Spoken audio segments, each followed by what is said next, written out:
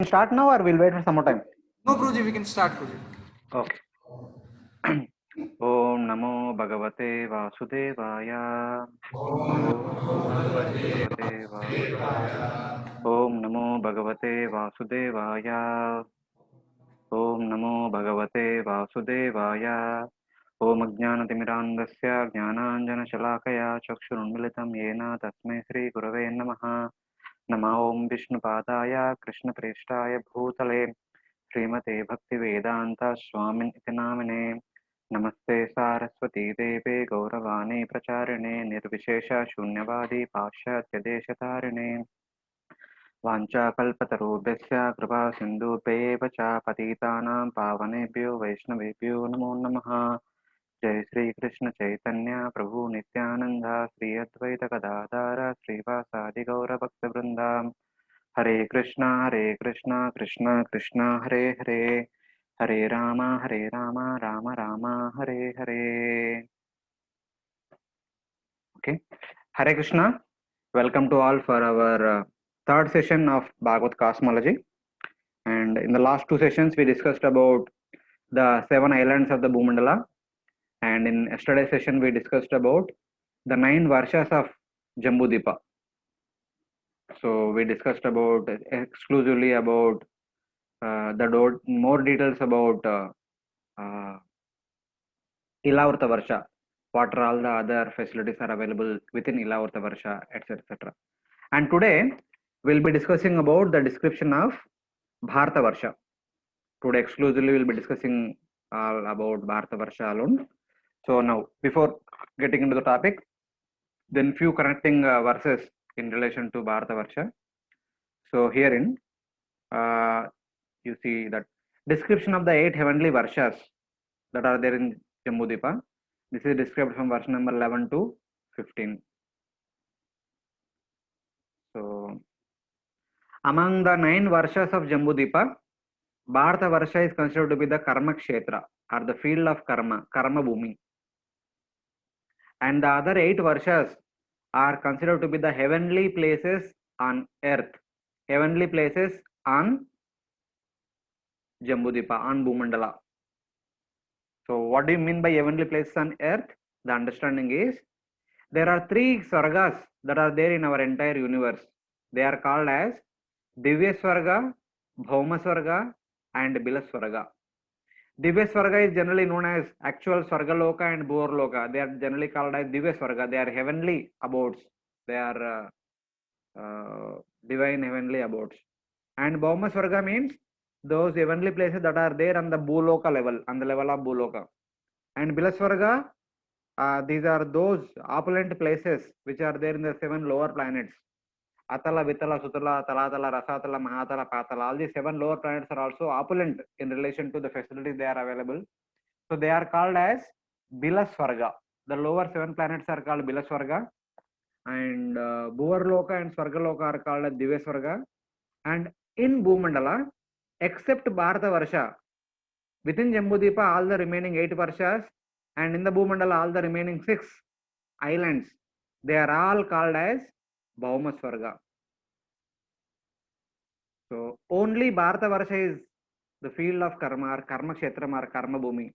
What makes the other places on Bhumandala as Bhauma Swarga? The same shloka explains that Swargi nam punya sheshopabhoga sthanani. So when people perform piety, they are qualified to ascend to Swarga. There they will enjoy most of their piety. For example, we can numerically if we see 90% of their piety they enjoy in the Divya Swarga, either Bhuvarloka or Swargaloka, becoming residents of Swarga, etc. etc. And with the remaining 10% of piety, they come down. When they come down, they take birth on Bhauma Swarga, one of the 6 islands of the Bhumandala or one of the 8 Varshas of the Jambudvipa. Here, of course, these shlokas are specifically talking about the 8 Varshas of Jambudvipa. Here they take birth. Then what happens? They live like devatas for 10,000 years. Whoever takes birth in one of these 8 Varshas, they live for 10,000 years. That is fixed time, unlike ours. And their bodily strength is that of 10,000 elephants. They are not like chunni munning. For a small invisible bacteria such as virus such as corona and all, we are running after hospitals and so many things. And these people are not like that. They have bodily strength of 10,000 elephants for their entire life. And they have beautiful wives, and who conceive only in their last year. Though they live for 10,000 years, they don't beget children for the duration of 9,999 years. In the last year, they beget children. So somebody may have question, hey, what is this? If they are begetting children in the last year, how will they take care of the children? The way the devatas, their way of begetting children is that as soon as they conceive the children, then the mother no need to go through 9 months pregnancy period. Immediately they give birth to child within few seconds or minutes, whatever it is. After the conception, the child is born. After the child is born, the child grows to youth. It does not take time to become teenager for 15 years or 20 years. Immediately they grow to youth. So instantaneously within a muhurta time or so, everything happens: conception, childbirth, and growing to youth. So thus in their last year they beget children, and then these people experience the happiness like that of Treta Yuga. So this is what is being mentioned in these shlokas, and so many other things are mentioned about their facilities, opulences, etc., etc. So I did not discuss. So this is about the nature of the people who are living in these 8 varshas, which are called as Bhauma Swarga Padani. The understanding is Swargi Nam, those who have actually gone to Divya Swarga, Punya Sheshopa Bhoga, they exhaust maximum piety there, 90%. When they come to Bhauma Swarga, they exhaust the remaining, out of the remaining 10%, they exhaust 9% in these 8 varshas. And with the remaining 1% Punya, they come down to Bharata Varsha. They take birth in Bharata Varsha, where they can accrue more piety. And then again go back to Swarga, enjoy, come to Bhauma Swarga, they enjoy, again come to Bharata Varsha. Like this, life goes on in this material world. So then, starting from verse number 16 of 17th chapter all the way up to the middle of 19th chapter, so Bhagavatam talks elaborately about the prayers offered by the residents of all these places. So these characteristics are about Bhauma Swarga, but the way that they beget children, that also belongs to Divya Swarga. But Divya Swarga's people will have lifespan much more than this, and their bodily strength is much more than 10,000 elephants from that point of view. But the way they beget children is like what we discussed in the previous slide. So in that way, here you can see a summary table, who is offering to whom their prayers. In Ilavurta Varsha, Lord Shiva resides along with Bhavani and 1 billion female maid servants. They are all Yaksha ladies. So Lord Shiva's Ishtadev is Lord Sankarsana. Lord Shiva continuously worships Lord Sankarsana.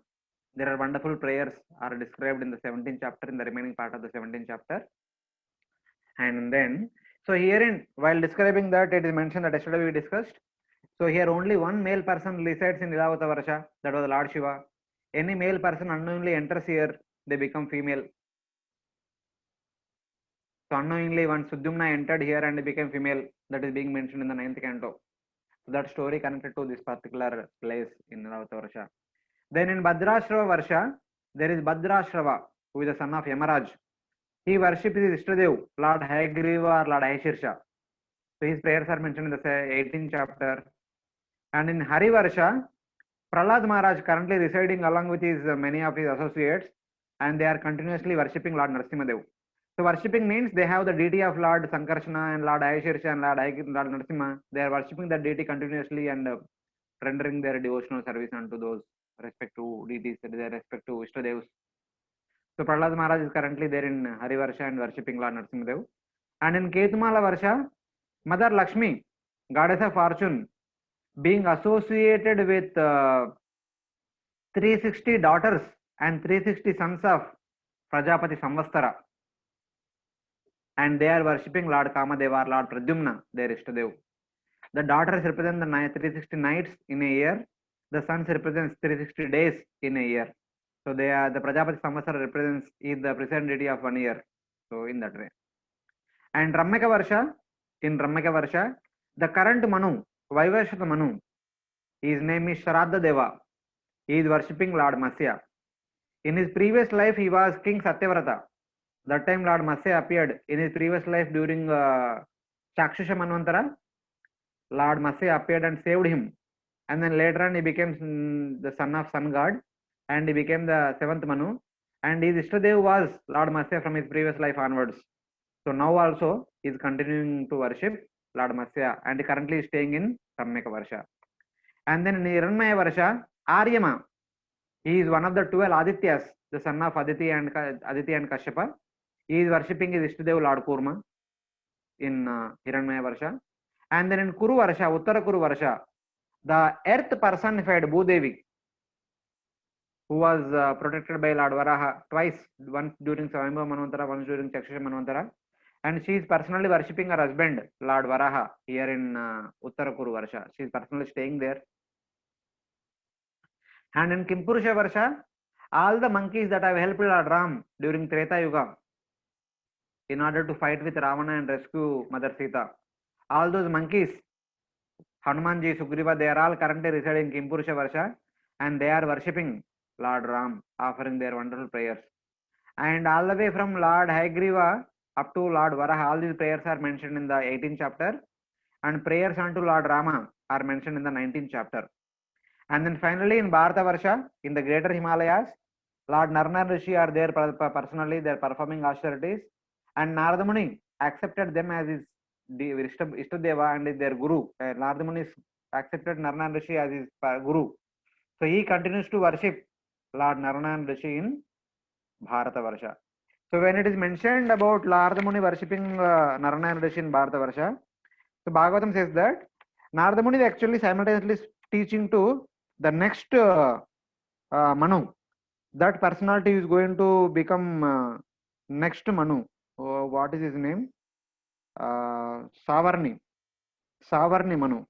The next Manu will be Savarni Manu, and that Savarni Manu is the disciple of Narada Muni. While instructing Savarni Manu, Narada Muni offering his prayers to Lord Naranarayana Rishi. So this is mentioned in one of the verses. Yeah, Savarni Manu only. Yeah, directly Savarni Manu. There is no Indra Savarni, Agni Savarni, etc. So he is teaching, while teaching Savarni Manu, he is worshipping Lord Rishi. So that is how all these personalities are worshipping their respective Ishtadev in their respective places.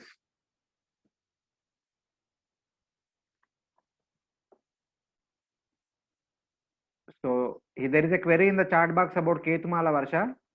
Ketumala Varsha. So this is the place where Mother Lakshmi, one of the forms of Mother Lakshmi, is personally staying there, and she is worshipping Lord Pradyumna. He is also known as Lord Kamadeva, the precedent deity of Kamadev. This Kamadeva expands himself as a Devata known as Kamadev, who was actually burnt by Lord Shiva, and later on he also appeared as the son of Lord Krishna. Actually, Pradyumna is Lord Vishnu's expansion, and into Pradyumna, this Kamadeva entered and assisted Lord Krishna when he appeared and performed pastimes. So that Kamadeva is the Devata Kamadeva's original source is Lord Kamadeva. That is another form of Lord Pradyumna. Lord Pradyumna's another name is Lord Kamadeva. So he is personally worshipped by Mother Lakshmi in the association with the 360 sons of Prajapati Samvatsara and 360 daughters of Prajapati Samvatsara. The 360 sons of Prajapati Samvatsara are the present deities of 360 days in a year. 360 or 365, whatever you can take. And the 360 daughters of Prajapati Samvatsara are the present deities of 360 days in a year. And Prajapati Samvatsara himself is the present deity of 1 year. For everything that we have in this world, there are deities. So here, like the Prajapati Samvatsara is the deity of the year, and for each and every day there is one deity, is sun, and for every night there is one deity. So that is it. If you read the verses corresponding to this Ketumala Varsha, which comes in the 18th chapter, it is mentioned that every day one fetus is died. That means basically one day is exhausted. So when that day is exhausted, the deity's responsibility is over. So he is free of responsibility for the rest of 364 days. So in that way we have to see. So basically she is constantly associated with this 365 plus 365 or 720 or 730 children of Prajapati Samvatsara. Along with them, she is continuously worshipping Lord Kamadeva. So that is how it is being mentioned. So anyone has any other query in relation to all these prayers and worship? Okay. If there is no karma in Swarga, why we hear personalities like Indra or other devatas suffering for their sins? My dear Prabhuji, so the karma, it is the way it is evaluated in Bharata Varsha, the way it is scrutinized in Bharata Varsha, it is entirely different from that of other places. Even other places also karma works. Even other places also, when they do something, they have to go through the reactions. But the way reaction is that the way punishment is administered is entirely different. For the people of Bharata Varsha, the rules and regulations are very, very, very stringent. Because Bharata Varsha is a special place. How it is a special place, we are going to discuss in the future slides. But other places are meant to enjoy, meant for enjoyment. Because Jiva comes to this material world for enjoyment. So most of the places in the universe are meant for enjoyment. And Bharata Varsha is meant for rectification, purification, and going back home back to Godhead. So the way the rules are administered, they are entirely different. The jurisdiction of Yamaraj is only limited to Bharata Varsha. The other people may go to heaven, hellish planets, but may not be the way the people of Bharata Varsha go. All our activities are directly supervised by Yamaraj, Chitragupta, and all the other devatas. And the devatas have some concession, and the way their activities are judged is entirely in different domain. So the way we live, the way they live is entirely different. So we should not imply our rules upon them. So then next question is, if events are only for enjoyment, why there are animal forms, Papayoni, as well in heavens like Airavat, etc. Who said animal is a Papayoni? Animal is a lower species. So just because it is lower species, we cannot say it is Papayoni. So they are all meant for Bhagavatam third canto, chapter 6, I presume. In one of the later part of the verses at the end of the chapter, there it is mentioned that. So if you want, I will show you. I will show you the verse. So this is Srimad Bhagavatam chapter 3, canto 3, chapter 6, maybe 25th verse. So if you see here, thereafter the material ego, and then Hirshnu, Jur. See, you are able to see this folio?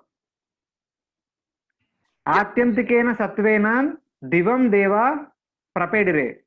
Being predominated by mode of goodness, the devatas are entitled to live in Divam means heavenly abodes. And then Dharam, the Bhumandala, specifically Bharata Varsha.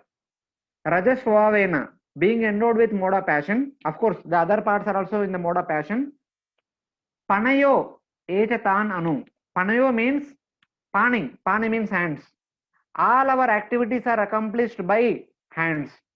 Whatever activities that we perform in this material world, especially in this Bharata Varsha, according to our Varnashrama Dharma, all our activities are accomplished by our hands. That's why we are called as Panayo. Those whose sustenance depends upon their hands, they are called Panayo. And we live along with those all other living entities, Cha Tan Anu, that are meant for our sustenance. So whatever living entities that are required for our sustenance, they are all living along with us in Bharata Varsha, in Jambudipa, in Bhumandala. Because we depend upon all other living entities. We depend upon plants for vegetables. We depend upon trees and shrubs and bushes for fruits and flowers. We depend upon animals for various things. We depend upon cow for milk, ghee, butter, and so many other milk products. And we also depend upon goats and sheep for the woolen drugs, etc. We depend upon birds for cross pollination of plants so that we can get food grains. So many things. Whatever is there, whatever we can see in the nature, everything is there for our sustenance.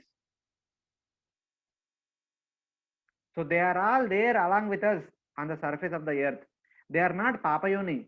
We are actually mutually dependent upon each other. Every GV has a particular bodily structure because of their desire.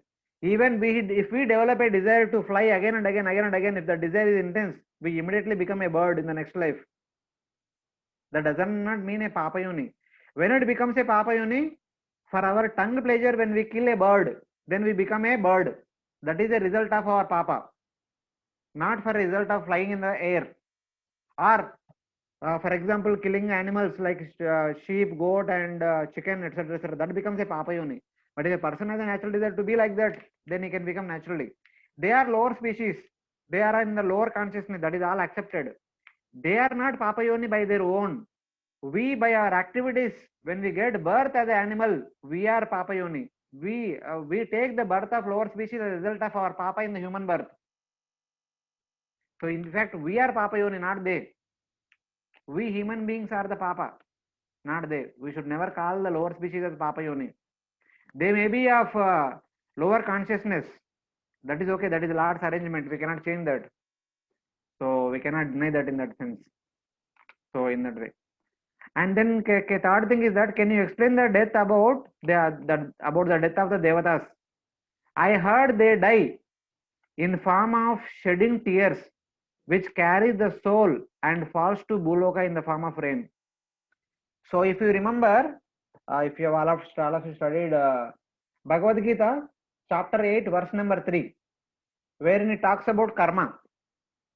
So in that, Prabhupada actually quoting some of the Upanishads, he actually mentions about this wonderful principle. So that is Bhagavad Gita 8.3. So here it mentions that Aksharam Brahma Paramam Subhavo Adhyatma Muchate Bhuta Bhavodbhava Karo Visarga Karma Sangita. So the Visarga is basically the birth cycle of the human beings is Bhuta Bhavodbhava Karo Karma Samhita. In that actually Prabhupada quotes one of the Upanishads. It explains that how the jivas fall from heaven.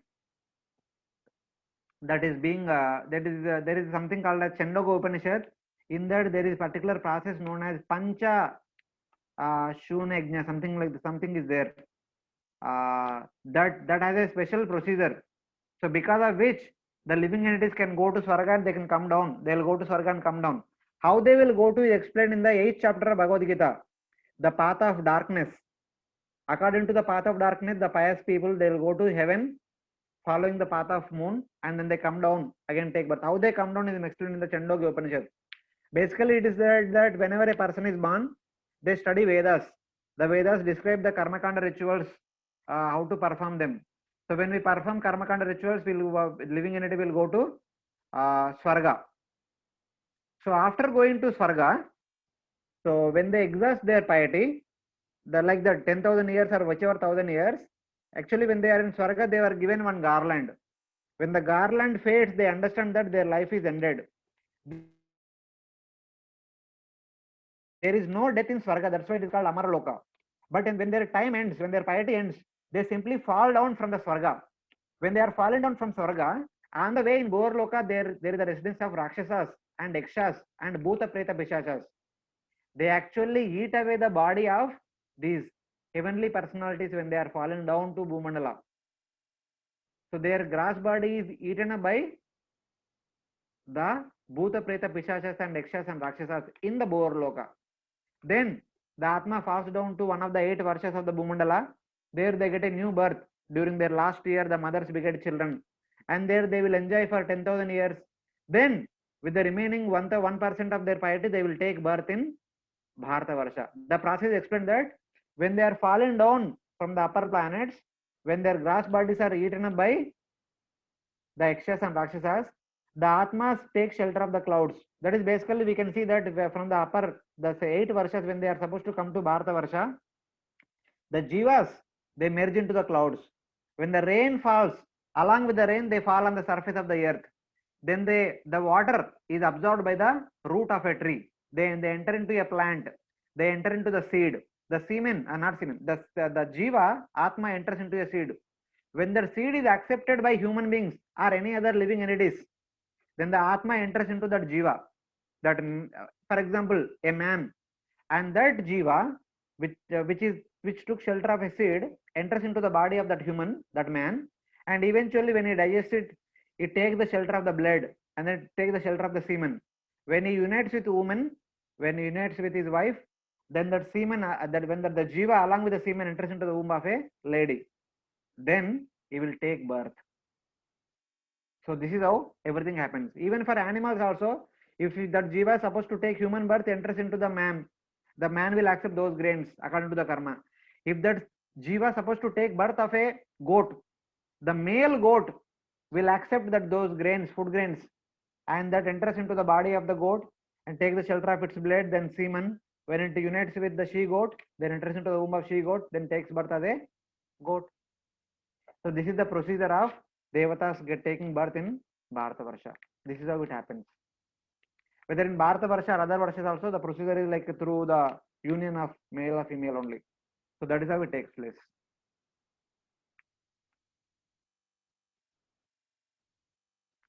So there is a query that can we take directly birth on the 8 Varshas without going into Bharata Varsha? Yeah, if piety allows, it is all because of one's piety. Whatever one's karma, which is called dharma and adharma, piety or impiety, according to the course of our piety, according to the amount of piety, one will take birth in Divya Swarga or Bhauma Swarga or Bharata Varsha or lower yoni or in the lower yoni in the upper Varshas. So everything is done by one's karma. Are devatas not depend on other things for sustenance? So not mostly. The devatas devatas actually depend upon human beings. When we perform yajna, when we say that idam indraya swa idam namama idam chandraya swa idam namama, whatever oblations we offer, those oblations are accepted by Agni and they will be given to devatas directly. In the previous ages, when the yajna is performed on the last day, the nectar is actually nectar comes out of the yajna kund. A personality will come out of the yajna kund and he will bring the nectar. That nectar is directly served to the devatas. For example, Rajas sacrifice. When Yudhishthira performed Rajas sacrifice, all the devatas are personally present. On the last day, when the nectar comes out of it, is directly fed to the devatas, because the food of the devatas is nectar. So the nectar only they will sustain. They don't need food grains and all. So what is the difference between Bhauma Swarga and Divya Swarga in facilities? Obviously, no. The facilities will be more in Divya Swarga. Their lifespan is more, the facilities will be more, their bodily strength and everything will be more in the Divya Swarga. So in that way.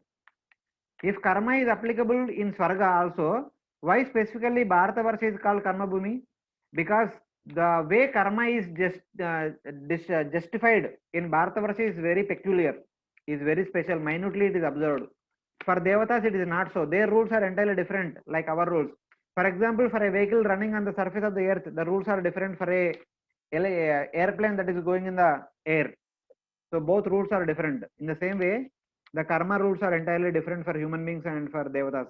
For example, if you read 6th canto of Bhagavatam, when Indra, after killing Uttarasura, because Uttarasura is born as a son of Twashta, as a Brahmana, he is supposed to go through the reaction of Brahma Hatya. So he went through.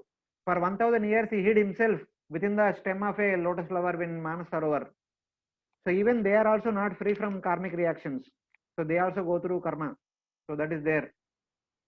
So, but the way they go through is entirely different from the way we go through. So rules are different for two different people. So what happens to soul when it is consumed to female of any no yoni? Sorry. What happens to soul when it is consumed to female of any yoni? No, females. See, Prabhuji, karma is very stringent. The soul enters into a grain which is supposed to be eaten by a male personality only. It does not enter into a grain which is eaten by a female, which will be eaten by a female yoni, either human female or animal female. It is karma, Baba. Karma is very particular, where to go, how to go, it knows. Don't think like this.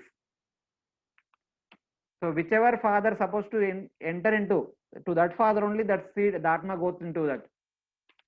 So there is a proverb, दाने दाने में खाने वाला नाम लिखा है. हर एक दाने में कौन खाने वाला वो लिखा है already. So don't think that things will happen by chance. Things will happen arbitrarily. Everything is destined, predestined according to one's karma. So the universe is working under very organized and stringent laws which are made by the Supreme Lord. So don't worry. There is another query. But people in Divya and Bhauma Swarga both have 10,000 years of life. No, no, no, no. In Divya, Bhauma Swarga 10,000 years. In Divya Swarga 10 lakh years maybe. 10 lakh or 10 million years. There the lifespan is much greater. Every Devata, matlab not every ordinary personalities, the ruling Devatas who are in 3 crore in number, they live for one Manvantara duration. All the ruling Devatas like Indra, Chandra, Varuna, Vayu, etc. They live for one Manvantara, that is equal to 71 Divya Yugas. Kindly calculate how many years it will be, how many days it will be. Their lifespan is pretty long. But other people who by their piety when they go to Swarga, they live in Swargaloka as per the amount of the piety they have performed. There the lifespan is not fixed. If a person performed unlimited piety, they will live for unlimited years in Swarga. If a person performed limited piety, they will live for limited years in Swarga. Their lifespan is decided according to their piety. But in Bhauma Swarga, there is the rule is different. So whoever takes birth, because it is a intermediate, a transitory place. So here you can fix the rule. So they live for 10,000 years. So in that way.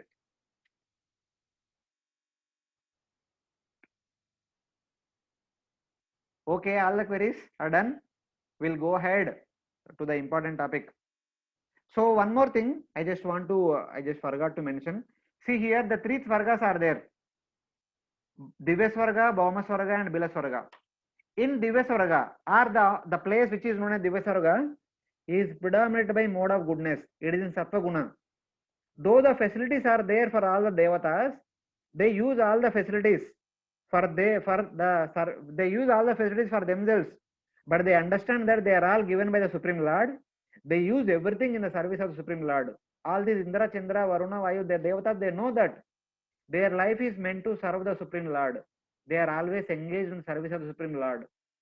And Srila Madhvacharya mentions in his commentary to Srimad Bhagavatam, all these Devatas who are actually the ruling Devatas, once their tenure is over, they are all will be going back to Godhead. All these Devatas who are responsible for looking after the maintenance of the universe, after their tenure is over, they will go back home back to Godhead. Kindly understand that. They are in the mode of goodness, though they have all the facilities, they will use them in the service of the Supreme Lord. They are continuously serving the Supreme Lord. And then in Bhauma Swarga, this entire Bhumandala is predominated by mode of passion. It is in Rajoguna. So here people use all the facilities for their enjoyment and also for the service of the Supreme Lord. 50-50. And in Bilaswaraga, the facilities are there. But here this place is meant for the Asuras. Though the facilities are very opulent, they only use for their own enjoyment because they are predominantly in the mode of ignorance. They are in the Tamoguna. Though the place is filled with lot of opulences, but they don't have the concept of serving the Supreme Lord. They say everything is mine, everything is meant for my enjoyment. Thus, it is my enjoyment because they are in the mode of ignorance. Here the people say it is for me and service of the Supreme Lord because they are in the mode of passion. Here, since it is in the mode of goodness, they enjoy the facilities as a service to Supreme Lord. So it is like that. This is the difference between these three places.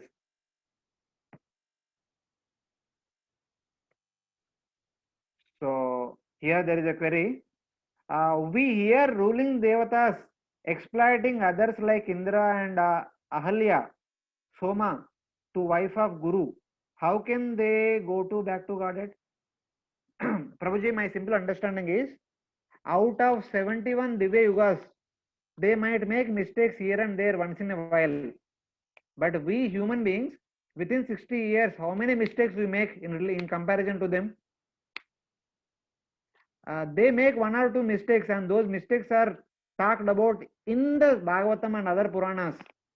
And just by looking at one or two mistakes, we are actually criticizing Devata. That is not at all good. I mean, they are also living in it is in this material world. They also have sometimes succumb to lower tendencies, just like though predominantly they are in the mode of goodness, sometimes mode of passion overtakes them, sometimes mode of ignorance overtakes them. That time they may make mistake. It's okay, na? They'll correct it. Later on they become normal. Fine. What is the problem? See, the pastime that is mentioned in the ninth canto, if you see it properly, the moon god married 27 daughters of Daksha, but somehow or other he became affectionate to Rohini. The other daughters complained to Daksha.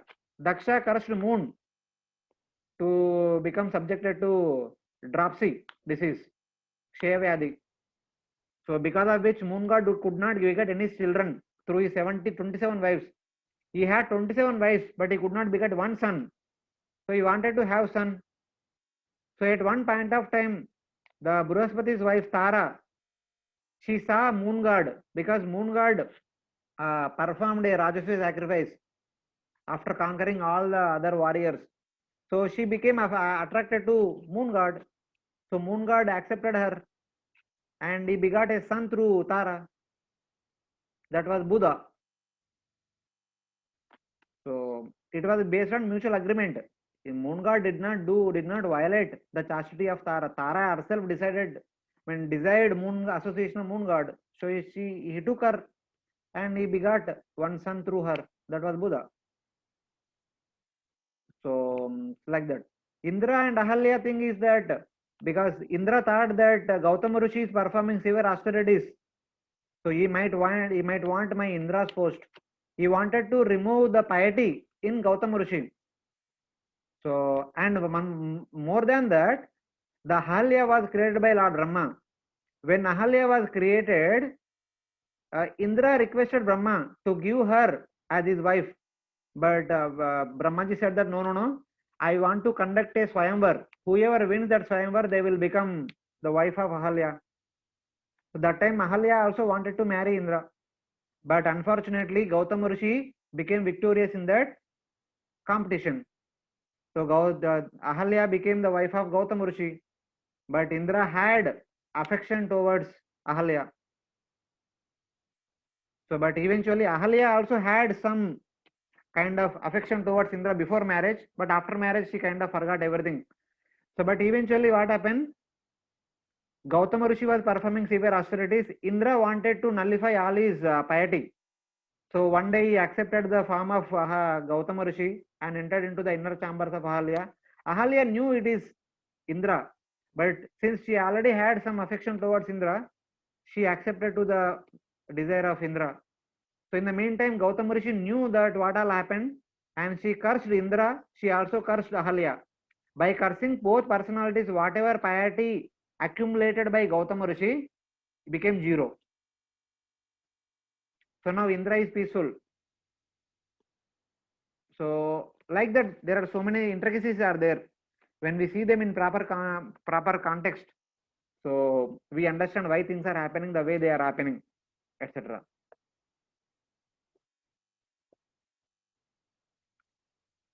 So this is my understanding. You can cross check with other senior devotees, etc., etc. So here there is a query. Is it that all the devatas in Divya Swarga go back to Godhead? No, not all. The ruling devatas will go back to Godhead, but other residents of Swargaloka, just like in India, we have parliament, we have IAS officers, IPS officers, and military. These are all ruling people. The administrative people, whoever is administration, they are all like they have some responsibility. Like that in the heaven also, there are devatas who are in administration. The 3 crore devatas who are responsible for the maintenance of the universe. They will go back to Godhead. But other people who by performing tapasya, Brahmanas from Bharata Varsha who perform austerities, after their life they go to Swarga. The Kshatriyas who die in the battlefield, after death they will go to Swarga. Like that. The Vaishyas who give a lot of charities, after death they will go to Swarga. These people live in Swarga as citizens of Swarga. They don't have any responsibility. They will only enjoy there. When their piety is over, they'll come down. Tetam bhuktva sarga lokam vishalam shine punne marte lokam vishanti. As soon as their piety is over, they will come down. But the actual ruling devatas, they are actually the residents of Swarga. Once their service is over for 71 Chaturyugas, one Manvantara period, they will go back to Godhead. That is explained by Madhvacharya to the commentary of Bhagavatam. So in that way. So then the query here, for other devatas, it's okay. But scriptures portray multiple times in Indra as how one shouldn't be due to his envy, lust, etc. So little unconvincing how Indra will go back to Godhead. Prabhuji, how many times Indra succumbed to lust or envy? How many references that are there in scriptures in Bhagavatam, Vishnu Purana, Garuda Purana, Vayu Purana, all for 18 Puranas? How many references are there? How many times he succumbed to lust and envy? And in comparison to us, you can count in the fingers the Indra becoming lusty and Indra becoming envy. We can count in our fingers only. We have 15 here and 15 here, 30 times. I don't think more than 30 times that Indra succumbed to lust or envy.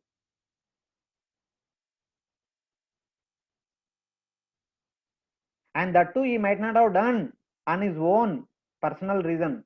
He might have done for some universal purpose only, sometimes.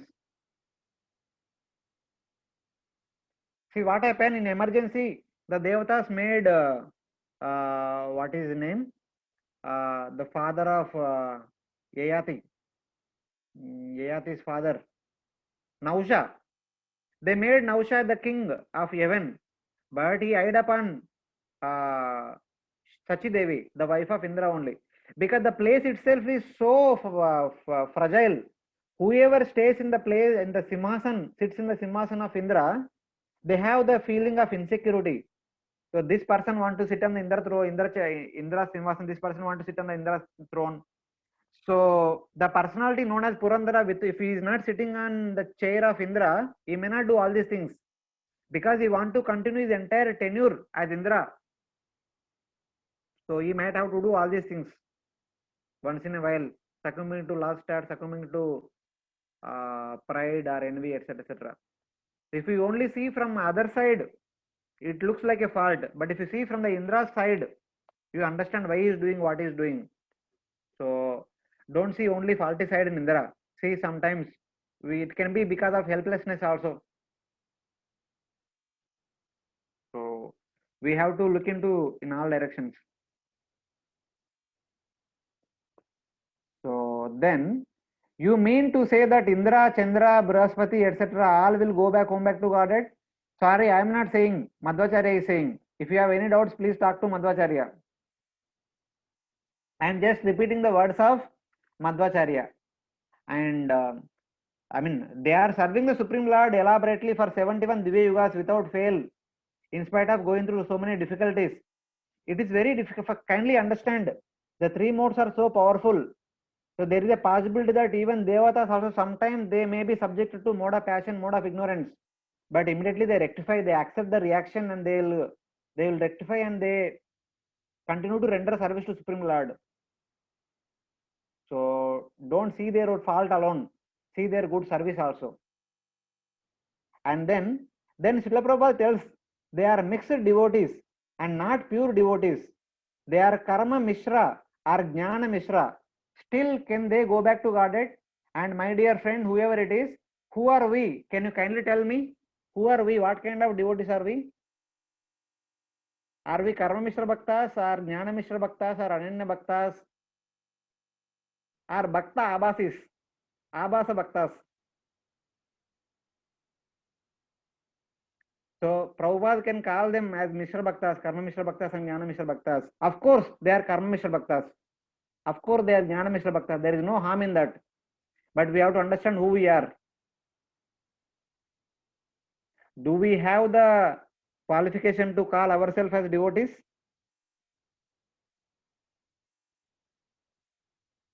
Are we filling the category of Karma Mishra Bhaktas and Jnana Mishra Bhaktas? The definition of Karma Mishra Bhakta is, as per Bhagavad Gita, it is Yat karoshi yadashnashi yajjoshi tadashi yat tapashiti kauntaya tatpurushva madarpanam.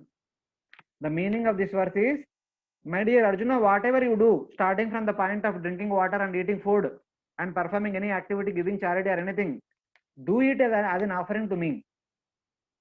That the Sri Vishnu Chakravarti explained that before performing any activity, we should offer that activity to Supreme Lord, then a service to him, and then perform that activity. Then that personality, whoever is performing that activity, is called as Karma Mishra Bhakta. This is the tall order of the Karma Mishra Bhakti. Are we doing every activity as an offering to Supreme Lord? Are performing the activity then offering the results to Supreme Lord? Are performing the activity and enjoying the results ourselves? Where do we fit in? So don't worry. Let the devatas be Karma Mishra Bhaktas. Even we also are Karma Mishra Bhaktas. Karma Mishra Bhakti means performing devotional service, being situated in one's Varna and Ashrama. Doing bhakti along with one's Varnashrama duties is called Karma Mishra Bhakti.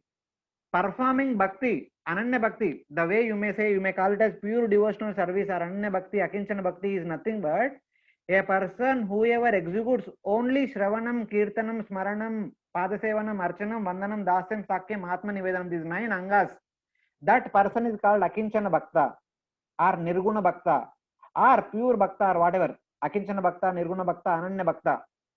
Who perform this kind of bhakti? The example that I have in my mind is the 6 Goswamis.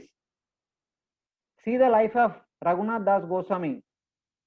Did he ever go to office? Did he ever earn money? Did he ever perform any duties of any Varna or any ashrama in his life after going to Vrindavan or after coming to Jagannath Puri? Did he ever identify with any Varna or any ashrama? Raghunath Das Goswami or Madhavendra Puri or Rupa Goswami, Sanatana Goswami, these are an example of Akinchana Bhakta or Ananya Bhakta. They don't do anything beyond these 9 activities, Shravanam, Kirtanam. For their own sustenance also, they don't go to begging. Even though they don't beg also. Begging is the occupation of a sannyasi. They don't even follow the injunctions of a sannyas dharma. So they are an example of Ananya Bhakta. Even any devotee, if they follow the rules and regulations of sannyas dharma or vanaprastha dharma or grihastha dharma or brahmachari dharma, they are actually Karma Mishra Bhaktas. To be precise, grihastha bhaktas are Karma Mishra Bhaktas, vanaprastha and sannyasis are Jnana Mishra Bhaktas. So kindly understand. So all of us are actually brahmacharis. We are much lower than Karma Mishra Bhakti. Or most of us. And grihastha devotees are Karma Mishra Bhaktas, vanaprastha and sannyasi devotees are Jnana Mishra Bhaktas. Because all of us are identified with our Varna. As long as we identify with our Varna and ashram, or our ashram, sorry, not Varna, our ashram, we actually called as, the grihasthas are called as Karma Mishra Bhaktas and vanaprasthas and sannyasis are called as Jnana Mishra Bhaktas. And brahmacharis are still students only. We cannot call ourselves as, whoever brahmacharis, trainees or brahmacharis, we cannot call ourselves as Karma Mishra Bhakta or Jnana Mishra Bhakta. We are much lower than that. We are learning. We are in the stage of learning. So this is my understanding. So don't worry. Let the devatas continue as Karma Mishra Bhaktas because they are all grihasthas. They have so much services to render. They are like Kshatriyas. All the devatas like Kshatriyas. So they are called as Karma Mishra Bhaktas. The 5 Pandavas, Prahlad Maharaj, Dhruva Maharaj, they are all Karma Mishra Bhaktas from the point of view. Don't think that Karma Mishra Bhaktas are not pure devotees. The definition of Ananya Bhakti, the pure devotional service is Jnana Karmadi Anavrutam. Jnana and Karma activities do not supersede their Bhakti activities. Even a Karma Mishra Bhakta is completely dedicated to Supreme Lord, but they simultaneously perform their Varna or Ashrama duties. That makes them Karma Mishra Bhakta. For their livelihood, they perform all the karmic activities according to Varnashrama duties, but their surrender is to Supreme Lord. Their life's goal is to serve the Supreme Lord. Thus, they are also pure devotees. Side by side, they have to render their Varnashrama duties. When they, as long as they are rendering their Grihastha Dharma, they are called as Karma Mishra Bhaktas. As long as they are rendering the duty of Vanaprastha or Sannyasa, they can be called as Jnana Mishra Bhakta. So this is the understanding of Mishra Bhakta. Guruji, So one any question is there in the chat box. Previous question about Brahma. okay. Do you mean to say that Indra, Chandra, Brahaspati, etc. will all go back home Before back to that, Godhead? before that, Before that. Okay, okay. When Jiva comes to material world, he first gets birth as Brahma. Is it correct? Not necessarily. If everyone want to become Brahma, how can it be possible? Everyone will not become Brahma. Whichever Jiva want to become Brahma, they will become Brahma directly. Whichever Jiva want to become Indra, they will become Indra directly. Whichever Jiva want to become Chandra, they will become Chandra directly. But one thing is there, every Jiva want to experience Ishvara Bhava when they come to the material world. Wherever or the way they want to experience Ishvara Bhava, that facility will be given to that Jiva. Not necessarily that every Jiva becomes Brahma. Some may become Brahma because Brahma lifetime is about 100 years.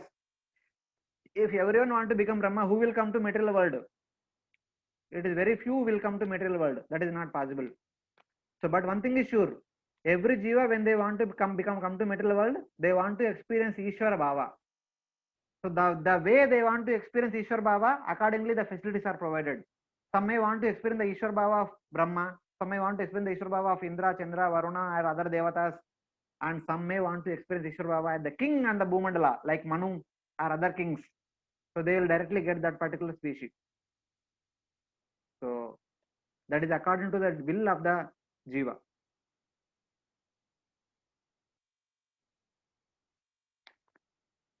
So then there is a query that today being holiday and there were many questions, you may extend and continue till whatever time you want. So 10 o'clock is my prasad time. I can extend up to 10 o'clock. yes, Guruji. Thank you, Guruji. And then, so those who will be Brahma will go back to Godhead after their tenure. Obviously, the Brahmaji will go back to Godhead. Why he has to continue birth here? If Brahmaji is a devotee, obviously will go back home back to Godhead. Why he has to continue in this material world? Unless until if he wants. But I don't think so that the Brahmaji wants to stay here more.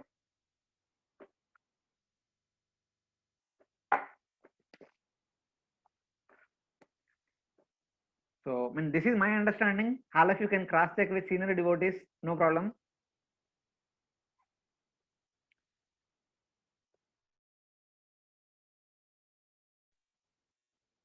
Now, sometimes, some Brahmas, for example, the commentary by Srila Madhvacharya to Ramayan, he says that when Lord Ram was going back to spiritual world, the spiritual Ayodhya in the spiritual world, he requested Hanumanji and all other monkeys, please come to the spiritual world. Hanumanji said that, no, my dear Lord, I want to stay here. Because you have embraced this particular body, I want to stay in this body as long as this body allows me to stay here. And Lord Ram asked, so how long you want to live? So as long as your glories are sung, I want to live like that much time. Then Lord Ram said that my glories will be sung in this material world till the end of the day of Brahma.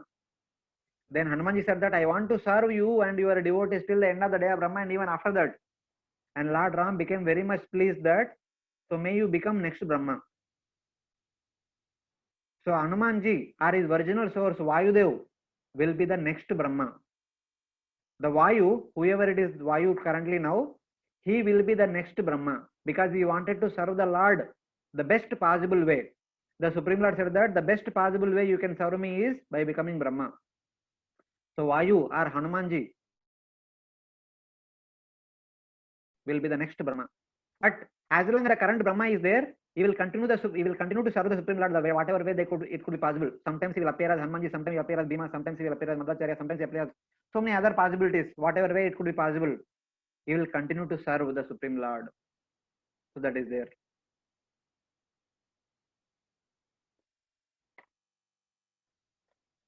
So here the query is, but I heard that Brahma also falls down to lower forms because of pride. See, even Brahma, who is supposed to be in the pure goodness, sometimes because of some reason there may be a tendency succumb to lower modes. But no problem. He might come down to lower planets for some time. When this tenure is over, again he will go back and resume his services. So don't worry. Or sometimes he might willingly come down to assist the Supreme Lord. Like Lord Brahma only expands himself as Jambavan in order to assist Lord in his pastimes. And first time when Jambavan was born is the pastime is mentioned like that. What was that? So in order to lift the Mother Earth, Lord Varaha appeared from the nostril of Lord Brahma. So then immediately Jambavan also appeared from the nostril of Lord Brahma.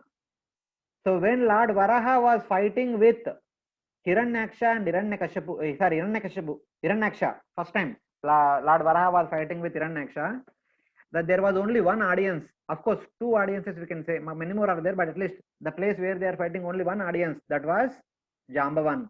He was actually cheering up Lord Varaha, fight like this, fight like this. Yeah, wonderful, good shot, very nice shot. So Lord Varaha was very much pleased by the cheering up of Jambavan. And at the end, Lord Varaha told Jambavan, ask for a boon, whatever you want, I am very much pleased with you, I am ready to give you. Then Jambavan requested Lord that, my dear Lord, whenever you appear in any of the incarnation, may you please keep me as your companion. I want to assist in all your avatars pastimes.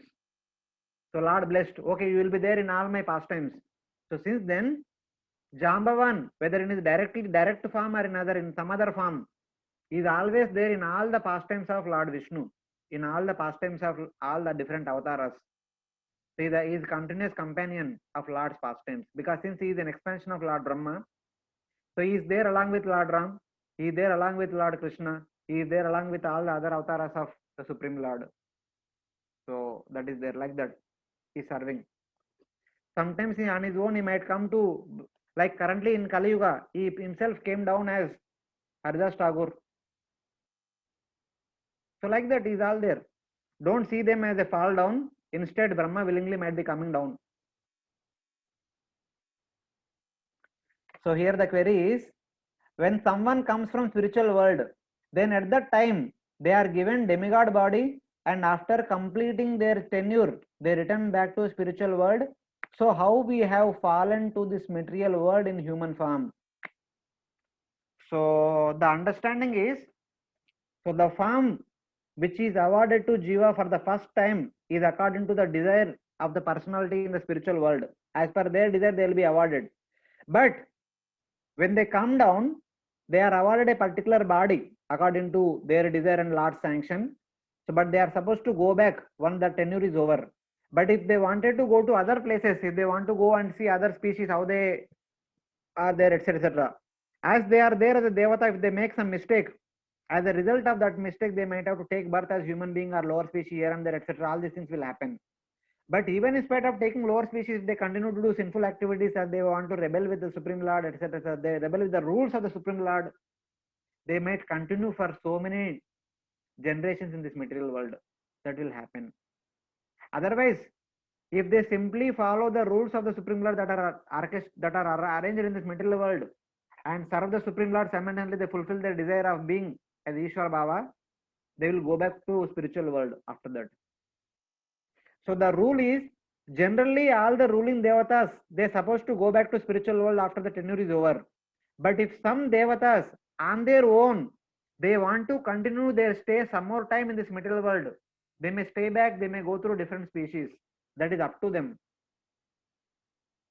But the rule is, if they are ready to go back home back to Godhead, the ruling devatas can go back home back to Godhead after their tenure is over. But still the Jiva has free will.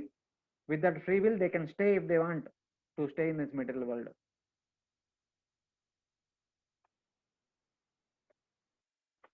So it is like that. So here the query is, does Kuru Varsha have some relationship with Kuru dynasty? So I am not sure whether Kuru Varsha has some relationship with Kuru dynasty or not. I am not sure.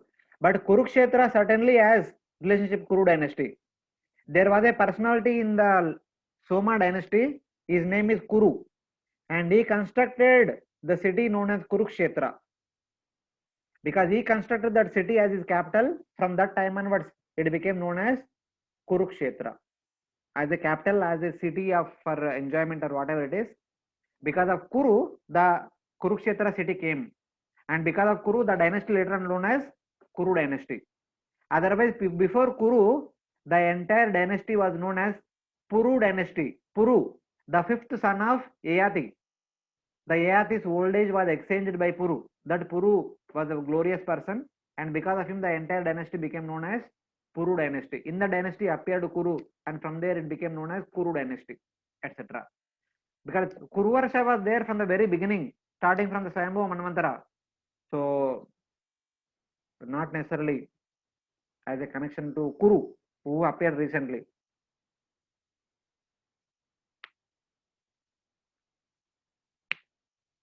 Okay, done with your queries, or still some more queries are there? Today we have not started our class yet. We can go ahead, Prabhuji, and we request devotees, those who have questions, they can kindly wait for some time, and at the end maybe they can ask. Okay, no problem. So we will discuss about Bharata Varsha. That is the most awaited topic. All of you have a lot of queries regarding that. So let us do that today. So Hare Krishna. So kindly remember two numbers. One is 10,000, which is in different color. One is Treta Yuga. I will refer back these two things afterwards.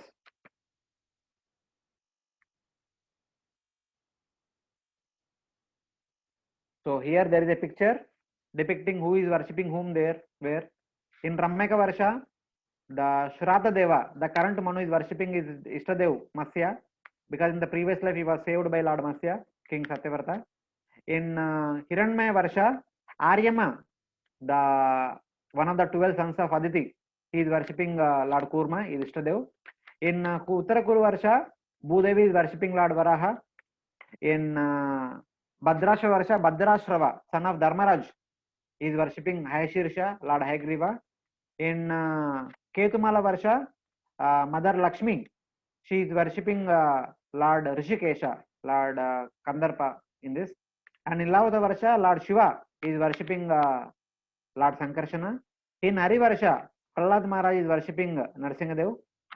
In Kimpurusha Varsha, Hanuman, Sugriva and all other monkeys who helped Lord Ram during Treta Yuga, they are worshipping Lord Ram here. And Naranarayan Rishi is being worshipped by Narada in Bharata Varsha. Narana Rishi currently are situated, currently they are staying in Greater Himalayas. They are continuing to perform austerities for our well-being, for the well-being of all the residents of Bharata Varsha, and they will continue to perform. And this is the figure of the Ilavrata Varsha. Here you see the Lord Shiva that is mentioned in the previous slide. Here in Ilavrata Varsha there is only one male personified. That is Lord Shiva, served by Bhavani and all other female ladies, female Yaksha ladies, 1 billion of Yaksha ladies. Whoever enters unknowingly into this area, they will become female. That is only applicable to this region, to this mountain region known as Mountain Karavira and Kailash. Only herein, in this place, the rule is applicable. Herein, Lord Shiva resides along with all the ladies. Whoever enters into this mountain range, they become female. Because the same Bhagavatam will talk about the Devatas coming to Ilavrata Varsha and taking this Mandara mountain for using it as a churning rod for churning milk ocean.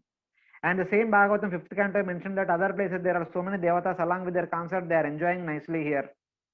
And one of the interesting thing that when it is explained about this mountain, they were explaining about banyan tree, there are so many rivers giving all the natural products such as milk, yogurt, dahi and all other things, ghee, molasses, honey, etc. etc. That indicates that all these 8 varshas of Jambudipa, everything they need for their sustenance, everything that they need for their survival, everything is naturally available in the form of rivers. That's why Vagurana says that all these 8 varshas and other 6 islands of Bhumandala, their sustenance is depend upon rivers. They don't have to wait for rains. But in Bharata Varsha, our sustenance is depend upon the Bharata Varsha people's sustenance depends upon rains. That's why Lord Krishna says in Bhagavad Gita chapter 4, Annad bhavanti bhutani, parjanyad anna sambhava, yajnad bhavanti parjanyo yajna karma samudbhavaha. The people of Bharata Varsha, their sustenance depends upon food grains. But the food grains depends upon rains. It is only because of rains there will be water in the rivers, and there will be food grains that are grown all over the surface of the Bharatavarsha. And the rains will come by the performance of yajna. What do you mean by yajna? Yajna karma samudvaha. Yajna is nothing but performing our varna duties and ashrama duties as an offering to Supreme Lord. That is called yajna. Yajna is not only performing the fire sacrifice, yajna is also performing our varnashrama duties as an offering to Supreme Lord. Yajnartat karmano anyatra lokoyam karma bandhana. Yat karoshi yadashnashi yadjoshi tadashi yat tapashati kaunteya tat kurushva madarpanam. Whatever we are supposed to perform according to our varna and ashrama, when we perform it as an offering to Supreme Lord, that offering is called as yajna. When we perform that way, that performance will lead to rains, that leads to food grains, that leads to our sustenance. Even when we get food grains, with that food grains we are supposed to perform actual fire sacrifice, with which the devatas will get their food. That is also mentioned in the third chapter of Bhagavad Gita. When we get our natural resources through because of the rains, we are supposed to perform yajna in the name of devatas. Idam indraya swaha, idam nama, idam chandraya swaha, idam nama. By those oblations, the devatas will get their nourishment. Then they will give more rain, more air, more sunlight, and more. Then we will become more prosperous. Then we should perform more yajnas. Then the devatas will be more pleased. Then they will send forth the natural facilities more. Then we will become more prosperous, and we should be able to perform more yajna. This is the system arranged by the Supreme Personality of Godhead. As long as we follow this system, the devatas are nourished by our yajna, and we are nourished by the facilities provided by the devatas. This is a mutual dependency that Lord created at the time of creation. When we don't perform yajna properly, the devatas become weak. Then the asuras become powerful. They dethrone the Indra and other devatas, and asuras occupy the post in the heaven. Then what happens when the personalities like Ravana come into the position? They will make an arrangement in such a way that those who perform pious activity, those who perform dharmic activity, they will go to hell and get punished. Those who perform sinful activities, they will go to heaven and enjoy. This is what happens when we don't perform our duties properly. When we don't perform our varnashram duties properly, the asuras becomes King Indra, and the rules will change. The responsibility lies upon us and our leaders.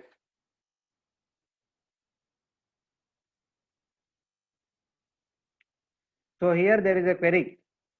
I have heard that Hanumanji is Lord Shiva's incarnation. So how Vayudev will become Lord Brahma next time? So my dear Prabhuji, Hanumanji is direct expansion of Lord Vayu. But an Amsha of Lord Shiva also entered into Lord Vayu and took position in Hanumanji. So Hanumanji is 99% Vayu, 1% Lord Shiva. So that way we should see. Or 90% Vayu, 10% Lord Shiva, for the benefit of doubt. So he is primarily Vayu, secondarily Lord Shiva also joined him. So in that way. Is Kishkinda situated in Kimpurusha Varsha, or did Vanaras go to Kimpurusha Varsha after Lord Ram went back to Saket Dham? Yes. Kishkinda is also actually in the area known as Hampi, etc. After Lord Ram went back to spiritual world, the Vanaras went to Kimpurusha Varsha. That is my understanding. Or even before that also, some of the monkeys might have been born in Kimpurusha Varsha also, but by the call of Sugriva, they all came down here, because it is the thing happened in Treta Yuga in that way. But the primary monkeys, the principal monkeys that has Sugriva, Hanumanji, they are all living in the area known as Hampi. Currently, I mean, it is known as Kishkinda. But other monkeys might be living in Kimpurusha Varsha also. They were called by Sugriva in order to assist Lord Ram. So both could be possible. So please keep back your question till end of session. Okay. So no problem. Okay, that is how it is. So this is the mountain which is used for Samudra Manthan, and these are the mountains where Lord Shiva is residing.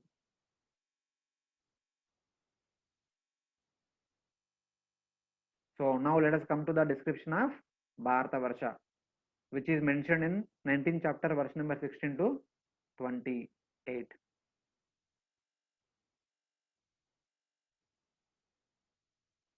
So there is a query. So before getting into this, we'll clear this. How to understand that Hanuman is Vayu and Shiva because soul is one.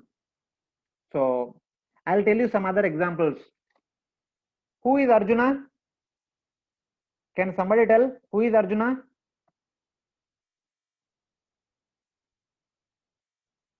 Hare Krishna. Can somebody tell me who is Arjuna? If somebody knows. Indra's expansion. Yeah, that means he is Indra. The current Indra, who is known as Purandara, he himself expanded or himself appeared as Arjuna in order to assist Lord Krishna in his pastimes. Because when Devatas headed by Lord Shiva and Lord Brahma went to Kshirakasaka ocean, Lord Vishnu told that I am going to appear as son of Vasudeva. May all of you also appear in Yadu dynasty and Pandava dynasty as all the Yadus and Pandavas in order to assist me. Then Indra appeared as Arjuna. Vayu appeared as Bhima. Yamaraj appeared as Dharmaraj or Yudhishthir. And Ashwini Kumaras appeared as Nakula and Sahadev. But the same thing is also mentioned in Mahabharata and other places.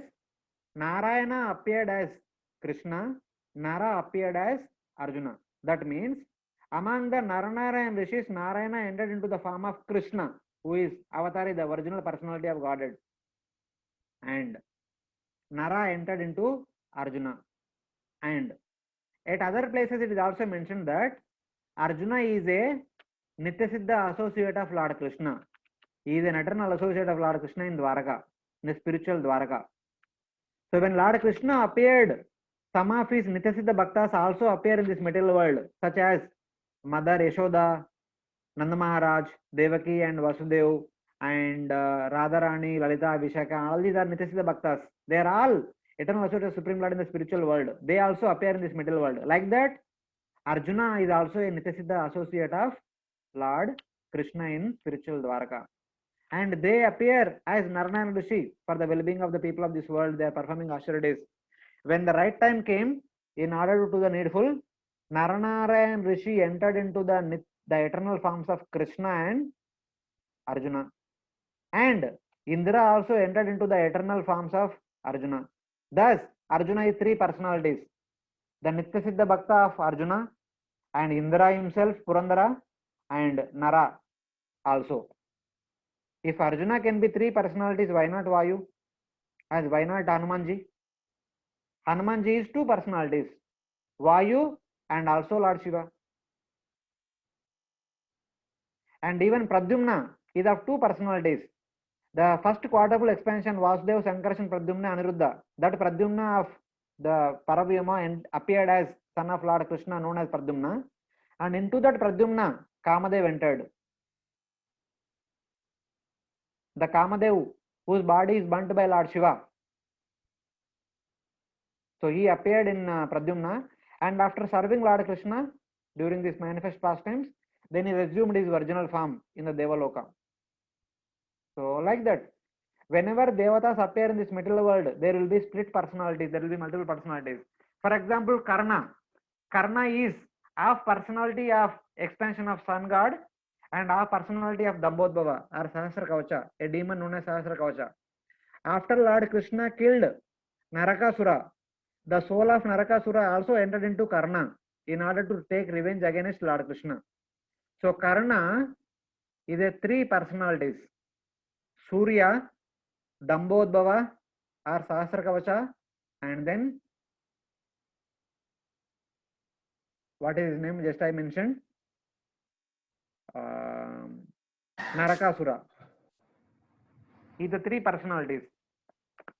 So there is a possibility of multiple personalities in great personalities. May not be within us, but in great personality that is there. So it is there. So that's why Karna always is a person of debate. The person of Surya is very dharmic, he would give charities.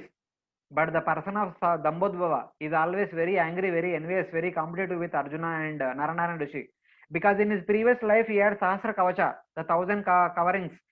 The 500 were removed by Narayana Rishi and 499 were removed by Nara Rishi. The 500th one was still pending, which is supposed to be removed by Nara Rishi. That's why it is the responsibility of Arjuna to remove that.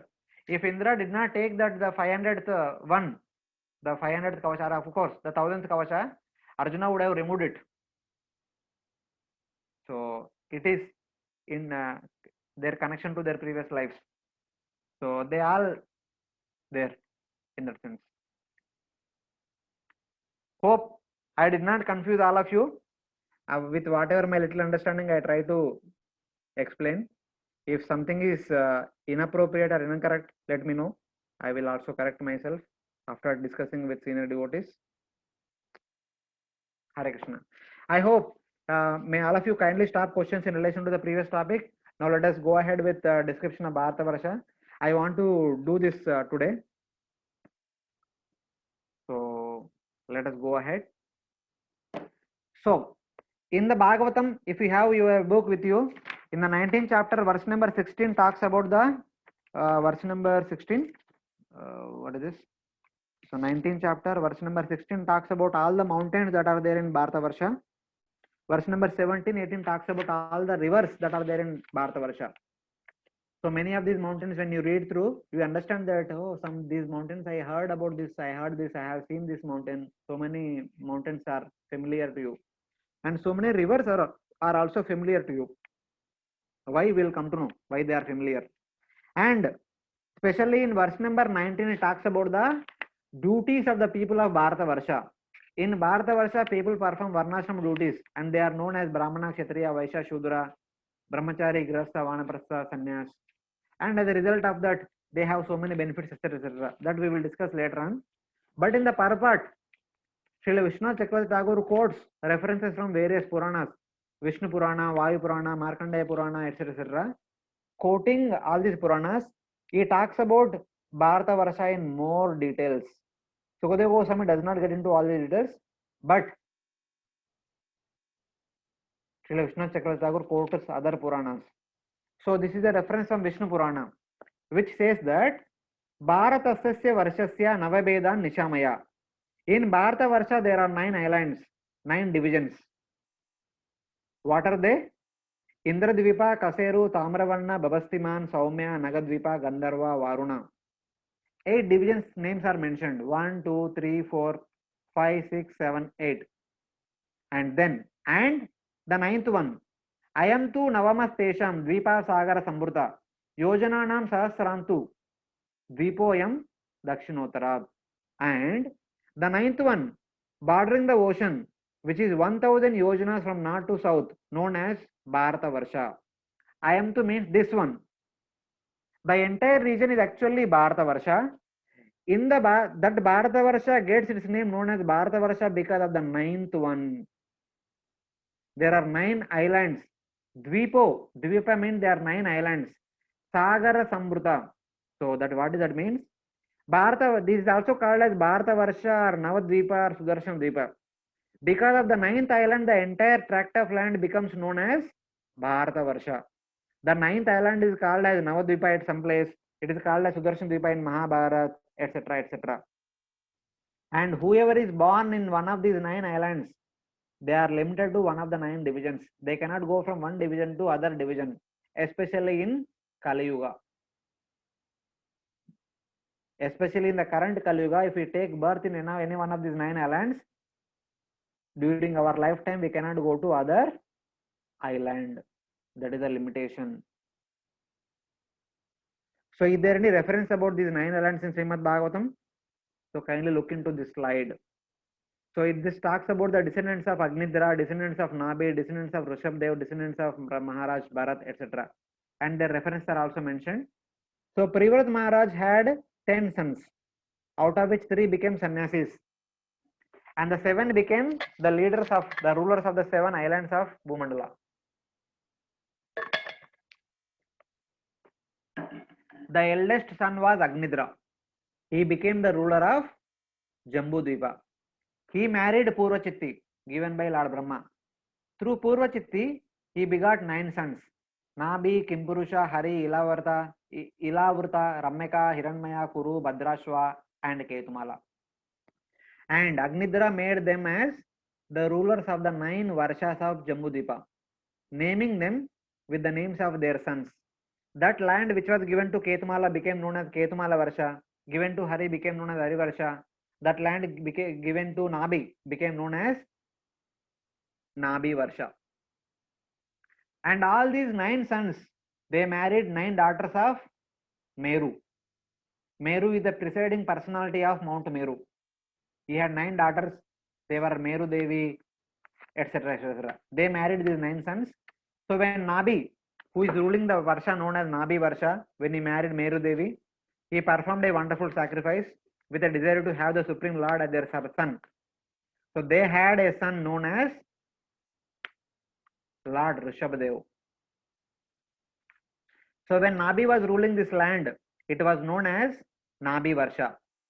And then eventually when Rishabhadev was ruling this land, that was known as Ajnaba Varsha. Aja means unborn. Naba means the son of Nabi. The unborn personality of Godhead became the son of Nabi. So one of his names is Ajnaba.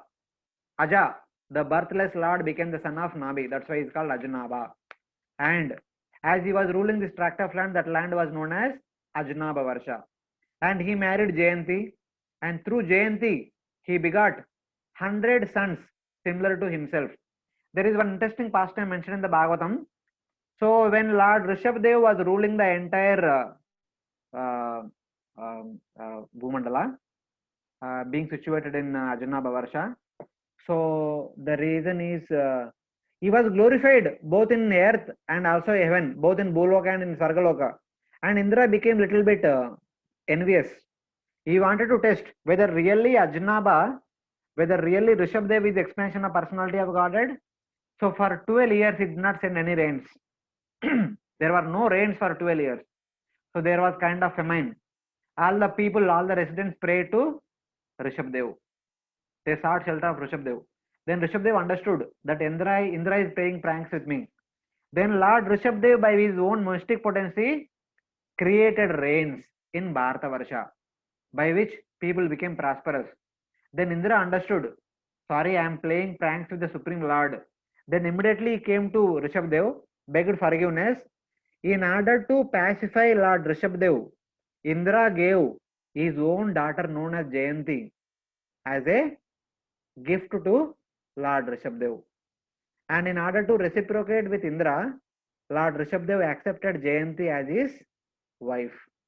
Jayanti is the direct daughter of Indra. So through that Jayanti he begot 100 sons. Out of 100 sons, 81 became Brahmanas, 9 became Sannyasis, the Navayogendras, and 10 became Kshatriyas. So out of the 10, the eldest one was Bharata. And Rishabhadev gave the responsibility of ruling over Ajnaba Varsha to Bharata Maharaj. So that Bharata became the king of Bharata Varsha and also the monarch of the entire Bhumandala. As he was ruling, because of his wonderful qualities, the Ajnaba Varsha became known as Bharata Varsha. And from Bharata Maharaj onwards, the land is known as Bharata Varsha. Before that, when Nabi was ruling, it was known as Nabi Varsha. When Rishabhadev was ruling, it was known as Ajnaba Varsha. But when from the time of Bharata Maharaj, it became known as Bharata Varsha. And that Bharata Maharaj married Panchajani and begot 5 sons. So many things are mentioned. But Bharata Maharaj had 9 younger brothers who were also Kshatriyas.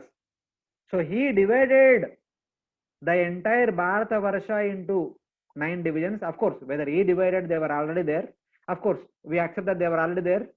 So the 9 divisions, he gave the responsibility to his 9 younger brothers, who are the 9 sons of Rishabhadev. The 9 younger brothers of Bharat Maharaj became the individual rulers of the 9 islands of Bharatavarsha. But they were reporting to Bharat Maharaj. Bharat Maharaj is the monarch of the entire Bhumandala. But within his entire kingdom, there are 9 islands within Bharatavarsha. He gave them to 9 of his younger brothers. They are known as Kushavarta, Elavarta, Brahmavarta, Malaya, Ketu, Bhadrasena, Indraspik, Vidarbha, and Kikata. Kindly see, this is Ilavarta. In Jambudvipa, the central Varsa is Ilavurta. There is a difference between these two. This is Ilavarta, that was Ilavurta. So these are the 9 younger brothers of Bharat Maharaj. They were ruling the 9 islands of Bharatavarsha. This is mentioned in the 11th canto. 11th canto, chapter 2, verse number 19. Tesham, that means those are the remaining 9 brothers. Nava, the remaining 9 brothers of Bharat Maharaj are the 9 sons of Rishabdev. Navadvipa Patayo Ase Samandata. They are known as the lords of the 9 islands of Bharatavarsha. That means Bhagavatam also echoes with Vayu Purana or Vishnu Purana, that there are 9 islands in Bharatavarsha. And they were ruled by the 9 younger brothers of Bharat Maharaj. How they are situated in Bharatavarsha? And this is the entire region of Bharatavarsha, whose width is 9,000 yojanas. And the 9 islands will be like this. And this blue line is nothing but the saltwater ocean, which is separating the entire tract of land into 9 divisions. And this is the 9th division. So which is touching bordering the ocean is the 9th division. And each division would be 1,000 yojanas in width. The total area is 9,000 and the 9 divisions will be 1,000. So 1,000, 1,000, 1,000 like that. Total will be 9,000 yojanas. The 9th division. Now we are exclusively talking about the 9th division, whose width is 1,000 yojanas from north to south. North is towards Meru, south is away from Meru in that sense. The 9th division is further described in Vishnu Purana. What it says? Purve Kirata. In the eastern direction there are Kiratas. Yasyante Paschime Yavana Smruta. In the western direction of this 9th division of Bharatavarsha there are Yavanas. And then in the east there are kingdoms known as Kamarupa, Varissa, Kalinga and Magadha. Purva Deshadikas Chaiva Kamarupa Nivasina Ostra, Kalinga, Magadha. Ostra is Orissa, Kalinga is Kalinga, Kalinga is upper Orissa provinces, and Magadha is Bihar provinces, etc. Dakshinatyasya cha Krishnasa Maruka Malavascha. In the southern side there are Marukas and Malavas.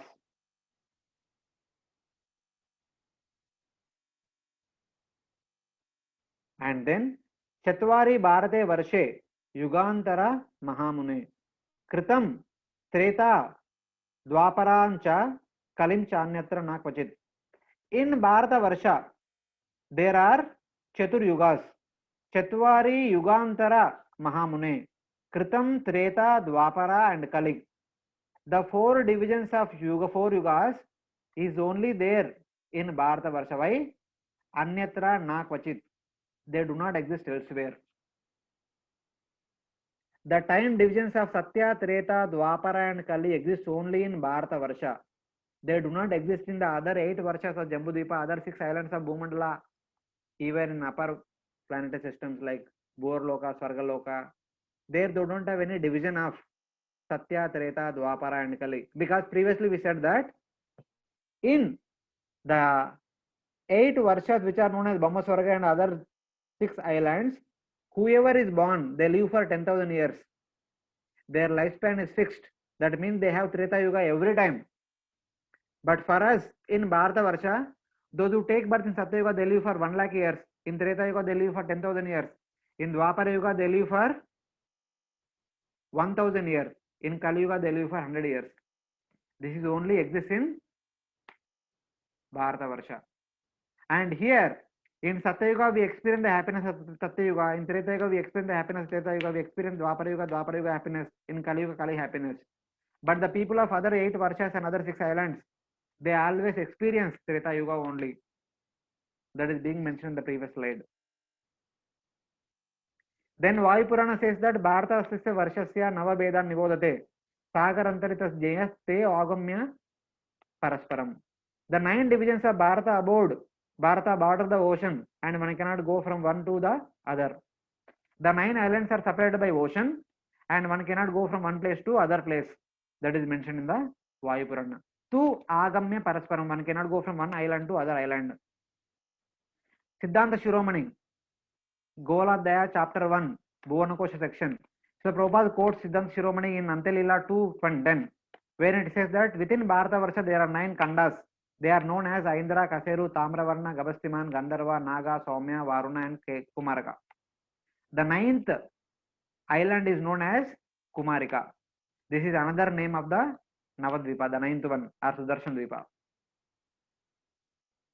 Markandeya Purana says that karma is not enjoyed anywhere else. That's why Bharata Varsha is called as Karma Bhumi. The 9th island is surrounded by water. It measures 1000 yojanas from south to north. Here the people are of mixture of both Mlechas and Aryans, but they are predominant in certain parts. At some place Aryans live, at other places Mlechas live. This is called Karma Bhumi. It bestows everything according to one's kind of activity they perform, known as Punya and Papa. Urdhvam gachanti sattasva, madhye tishtanti rajasa, adho gachanti tamasa. So these are the qualities of Bharata Varsha, and specifically the qualities of the 9th division of Bharata Varsha.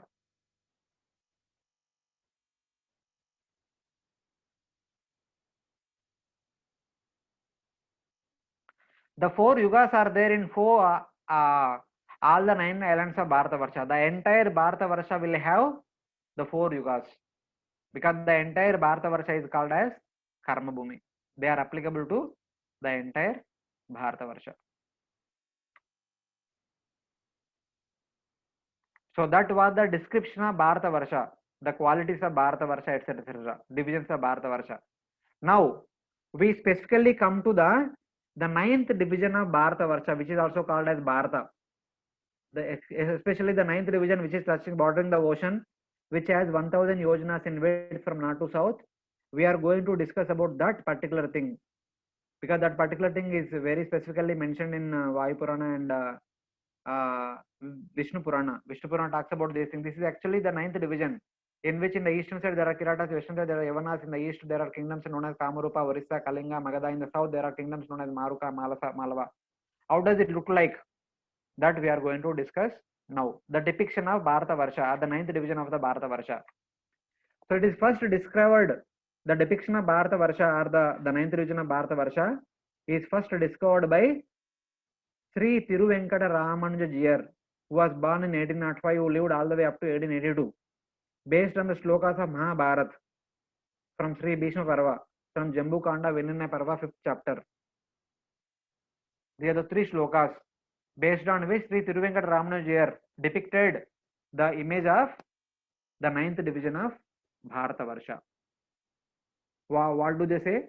So when I refer to the English version of Mahabharata, that is Bhandarkar Oriental Research Institute, which is there in Pune, in their version of Mahabharata, these are the 3 shlokas in English.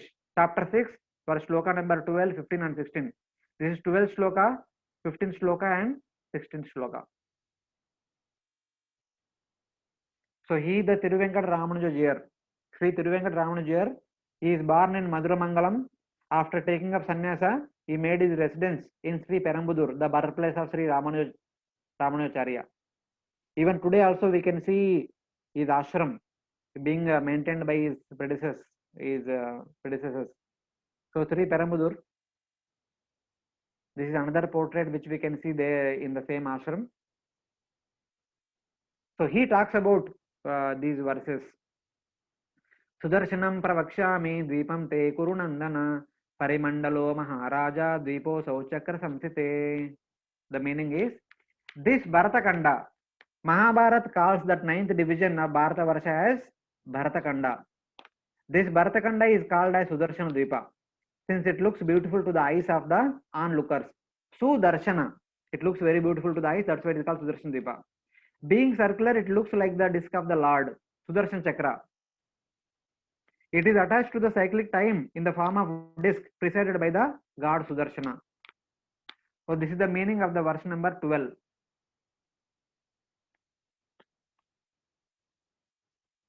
Lord Sudarshana, Sudarshan Chakra. And the meaning of Parimandala in Sanskrit is, it could be circle, it could be a disk, it could be a spherical, a sphere. So the explanators, the translators will take the meaning of Parimandala to be sphere. Sudarshana Dvipa is in the form of a globe, since all the four corners of this Bharatakanda is rounded like bale fruit. So this is the bale fruit. The way Sudarshana Dvipa appears to be like a bale fruit. It is like a globe.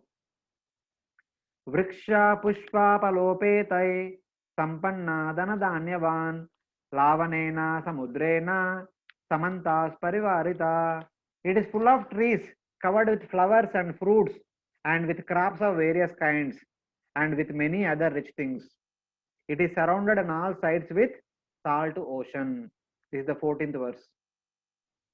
Then Yatacha Purusha Pashet Adrishe Mukamatmana Evam Sudarshana Dvipo Drishyate Chandra Mandale. Just like a person can see his own face in a mirror every day morning when for putting tilak we see ourselves in the mirror. Similarly, the nature of Sudarshan Dvipa can be viewed from the moon. Accepting moon to be a mirror, when we see the shape of the entire, when we see the shape of the entire Bharatakanda, the Sudarshan Dvipa, how it appears is being described in the next verse. Dviramshe pipalastatra dviramshe cha shasho mahan Sauraushadi samavyapi sarvata paribrahmita. Half of this Bharata Varsha appears like the rabbit and a small pipal leaf, sacred fig tree. Other half appears in the form of a big pipal leaf. They are surrounded by all varieties of vegetation. Dviramshe pipalas tatra. Out of the two parts of the Bharatakanda, see, just like when you see ourselves in a mirror, we can see the front portion of our circular spherical face. And when the same mirror, when you take backward, we can see the back portion of the head. Similarly, accepting moon to be a mirror, when we see the spherical, the Parimandala structure of the Bharatakanda, half can be seen. When our first half is seen, Vir Amshe. Out of the two, when one part is seen, it appears to be like a pipalas. Pipalas means plural pipala leaves, the multiple pipala leaves. Then Dviram Shecha Sheshu Mahan. When we see the other part of Bharatakanda, that appears to be like a great rabbit, great Shashi. Shashi means rabbit. Shesho Mahan. Cha. Cha indicates along with pipala leaves, along with small pipala leaves. And rest of the portion is occupied by Sarva Aushadhi Samavyapi. Rest of the portion looks like a different variety of vegetation. And then finally the 70th verse says that Apastato Anya Vijnaya Esha Sankshepa Vuchate. The remaining portion of the Bharatakanda is occupied by water. So Sri Thiruvenkata Ramanuja here. So when he sketched their drawing based on the meaning of this shloka, one big rabbit and pipala tree leaves as per the above Vedic hymn, it appears to be like that. Big rabbit and small pipala leaves and all the other vegetation surrounding it, and set of pipala leaves surrounded by so many vegetation surrounding it. So he could not understand what it is. So as he was contemplating about the meaning of this verse, he turned it around. Then it appeared like this. Since he was born in 1805 and he lived all the way up to 1882, there was already world map by then. So when you project and scale it to the modern day world map, it is almost similar. So this is as it is described in the Srimad Mahabharata in the Bhishma Parva. So this is a conversation that took place. These verses are actually quoted by Sanjaya as he was describing to Dhritarashtra in order to explain that who are all the warriors that have taken part in the Kurukshetra battle, from what all the kingdoms they have come here. So in order to describe all the kingdoms from which all the warriors took part in the battle of Kurukshetra, Sanjaya was describing about Bharatakanda. So this is how the Bharatakanda looks, or Bharatakanda appears as you see in the mirror of moon. So thus you can see here. This is the entire Jambudvipa in which there are 9 Varshas. The 9th Varsha is Bharata Varsha, in which there are 9 islands. The 9th island is Bharatakanda. The 9th division is Bharatakanda. That 9th division is Parimandala. It is a spherical structure. When you see from the moon, one side appears to be like a great rabbit, other side appears to be like a set of people leaves. The people leaves are indicated to the North America and South America portion. The big rabbit is indicated to the portion of the combination of Asia, Europe, etc.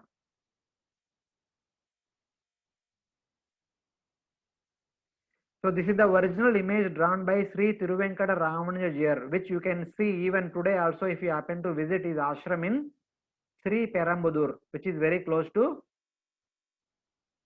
Sri Rangam in Tamil Nadu. So herein you can see this is the image drawn by Sri Tiruvenkada Ramanuja. Set of people leaves, big rabbit here. And this is the image drawn by Sri Tiruvenkada Ramanuja about the entire universe. These are the 7 layers. This is Mount Meru. These are the 9 divisions of the Jambudvipa. And here is Bharatakanda is there. And this is Mount Meru. This is Dhruvaloka. These are the upper planetary system: Borloka, Sargaloka, Marloka, Janaloka, Tapaloka, Satyaloka, all the way up to Satyaloka. And these are the 7 lower planets. They are the other oceans and islands of the entire Bhumandala. And there are 8 elephants and Shesha carrying the entire Bhumandala. So there are 7 layers of the universe. Hare Krishna, This is Prabhuji. the chariot of sun. One second. Let me complete this. I'll take questions. This is the The chariot of sun. screen, the And screen this is is not how visible. the takes place. Not visible? No, Prabhuji. Not changing. Now? No, Prabhuji, it's still the same one. Okay, I got a pop-up that here internet is very weak. In Chowpatty, internet is very weak. That's why you are not able to see the screen.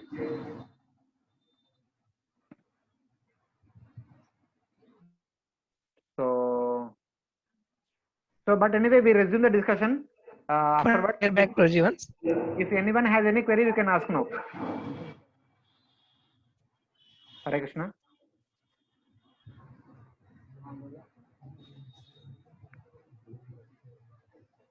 Any devotee has any query, you can ask now.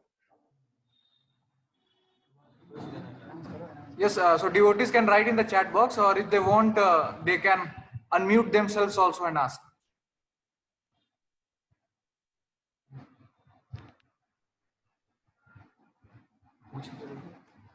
So,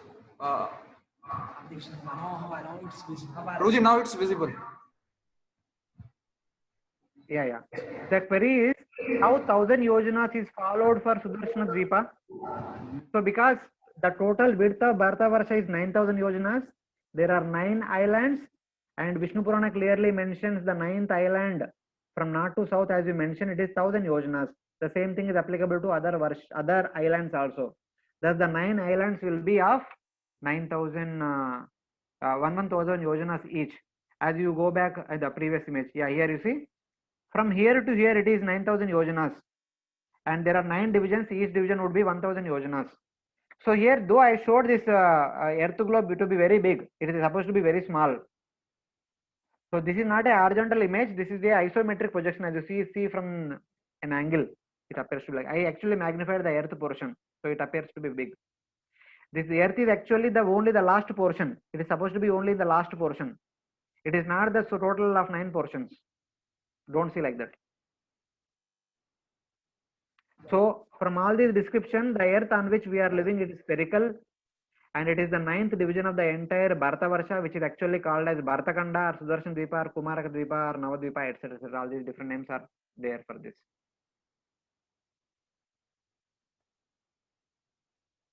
So, Prabhuji, I have one question. Please.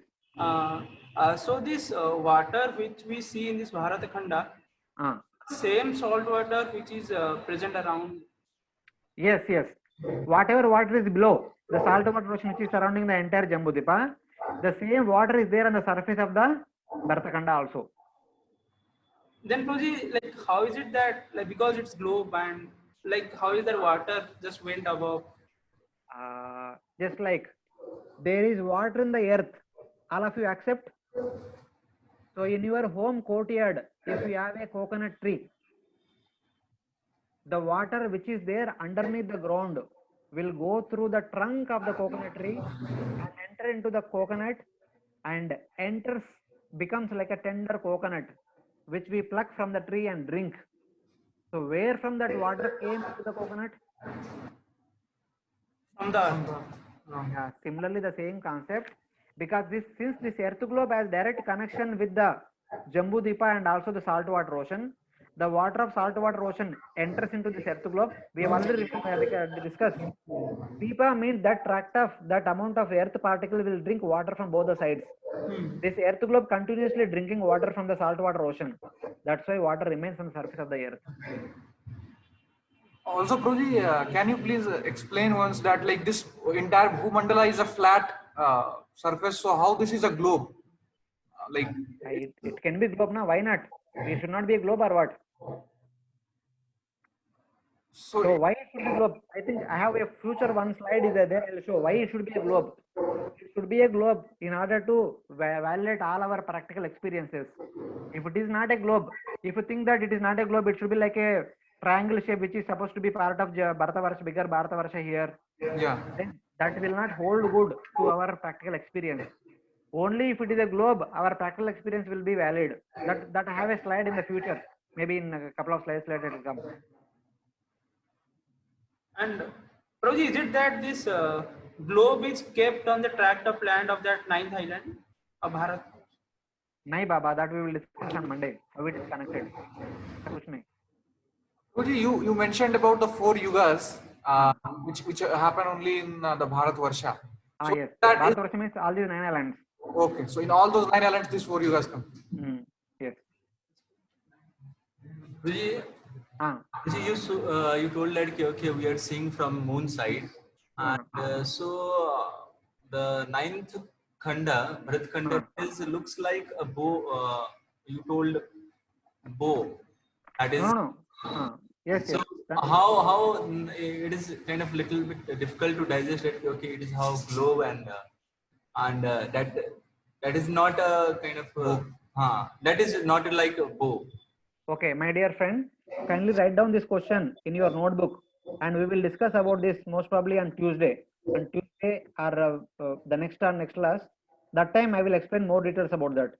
Currently, I am only focusing about the description of the 9th division, how it is connected to the bigger Jambu Dipa and all. We will discuss later on in the future presentations.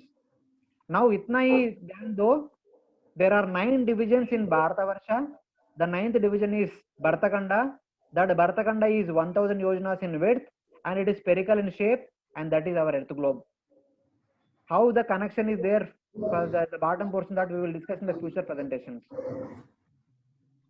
Prabhuji, one question is that did Hiranyaksh submerge the whole Bhumandala or just this earth globe? That we will discuss the next class. Okay, bro. Yeah. Kindly write down the question. If it is not answered, again you ask that question in the next class. Prabhuji, one small question. So, Prabhuji, like you mentioned the example of the coconut tree, that how water goes from the stem to the coconut. So, one devotee is asking that then why does water in the globe, what is going up in the globe, why does it don't fall down? Like which one? The water which is going above in the globe. Can't it fall down also? Why it should fall down? First tell me. Why it should fall down? Gravitational force. Okay. There is a tree. There is a mango tree. That mango tree will have so many branches, so many sub branches, so many twigs, so many flowers, so many fruits. Why they are not falling down? Because they are held to the stem or to the same way. This water is held to the Bharatakanda. They are attracted toward the center of the Bharatakanda. That's why they don't fall down.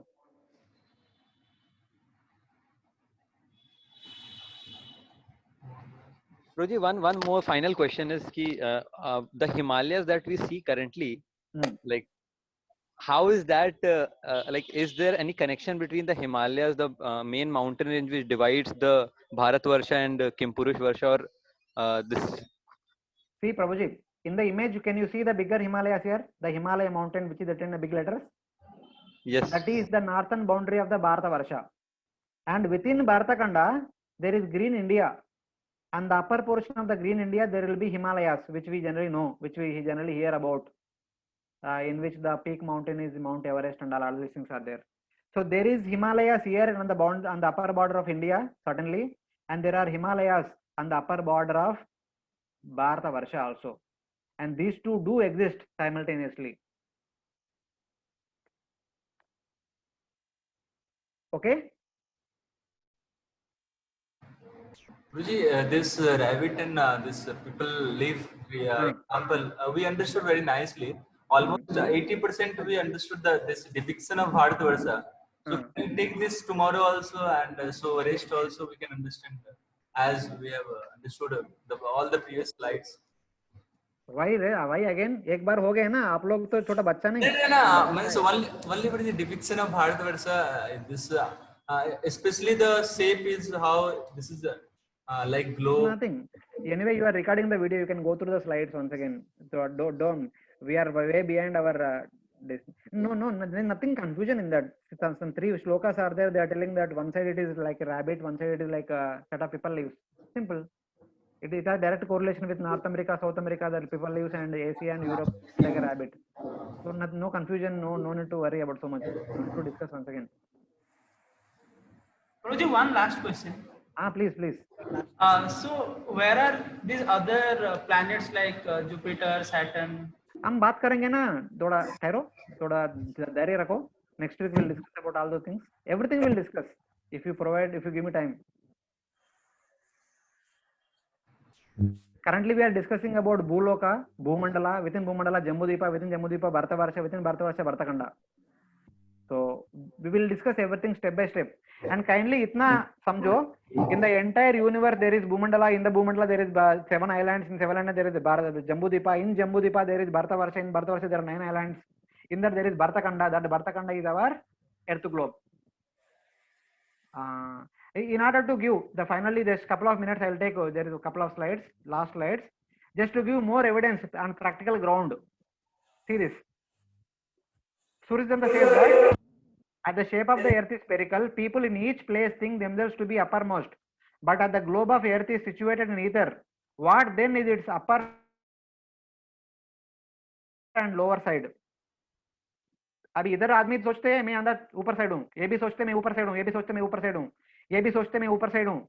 That is because the earth is spherical, everyone thinks they are on the upper side. That is because Bharatkhanda is spherical, everyone thinks they are on the upper side. And this is the final slide I want to stop with. If you remember in the original first day, what we discussed, this is the orbit of sun. He is traveling just above the surface of the entire Bhumandala. And this is east, this is west, and this is south, the direction of midday sun. This is north, the direction of the midnight sun. And here is Jambudvipa, here is Bharatkhanda. And this is true north, and this is true south. And in the Bharatkhanda, here is the north pole. The direction towards north pole is true north. And here is the south pole. The direction towards south pole is true south. And for the people in India, for the Sukadeva Goswami and Parikshit Maharaj were discussing from Shukatal, which is there on the bank of Ganga. For them, they could see sun appearing when sun is here. That is called east. That's when sun goes here, that is setting. When sun comes here in front of India, that will be overhead. We kindly understand, if the entire Bharatkhanda to be flat like this, when sun is revolving like this, then every day we should be seeing sun traveling above our head like this in a circular fashion. But instead we seeing sun traveling like this every day. That is possible only because the entire Bharatkhanda to be spherical. Of course, this is glass is cylindrical but spherical. And India is here. In India, you and me are standing like this. As sun is revolving on the surface of the Bhumandala like this. when the sun is revolving like this on the surface of the Bhumandala, but on India we are standing like this, because of which for us in our practical dealing we experience sun to be traveling like this. Sun is traveling like this. You are getting? This is east for me. This is midday for me, because I am standing here like this. Sun is situated over my head, and this is sunset for me. This is midnight for me, and this is North Pole. This side is North Pole. I see Dhruva every day morning and late night, and this is South Pole.